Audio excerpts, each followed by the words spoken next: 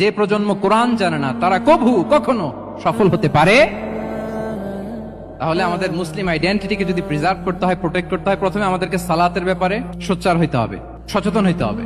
2 নম্বরে কোরআনের সাথে আমাদেরকে অ্যাটাচমেন্ট বাড়াইতে হবে। কোরআন যেমনি বিশুদ্ধভাবে আমার আবৃত্তি করতে, তেলাওয়াত করতে জানতে হবে, আবার কোরআনের রিফ্লেকশন গুলো, কোরআনের শিক্ষাগুলো আমাদেরকে জানতে হবে। 3 নম্বর হচ্ছে হালাল হারাম কনসার্ন। হালাল যদি আপনি মেনটেন না করেন, আপনার কোনো মুসলিম আইডেন্টিটি নাই। আল্লাহ বলছেন কুলু মিম্মা ফিল আরদি হালালান তাইয়্যিবা, এই জমিনে যেগুলোকে আমি হালাল করেছি এগুলো তোমরা কনজিউম করো। সম্মানিত শুধু খেয়াল রাখবেন, হালালের ভেতরেই বরকত আছে, হারামে কোনো বরকত নেই। হারামে আছে সাময়িক উত্তেজনা আর উন্মাদনা, কিন্তু হালাল এর ভেতরে আল্লাহ তাআলা বারাকা ঢুকিয়ে দিয়েছেন। তাহলে আমরা হালাল কনজিউম করব সব ক্ষেত্রে। হারাম খেয়ে, হারাম কনজিউম করে যে ব্যক্তি দোয়া করে, যারা হারাম খায় তাদের দোয়া আল্লাহ কবুল করে না, এবং হারাম খেয়ে বর্ধিষ্ণু দেহ আল্লাহর জান্নাতে প্রবেশ করবে না।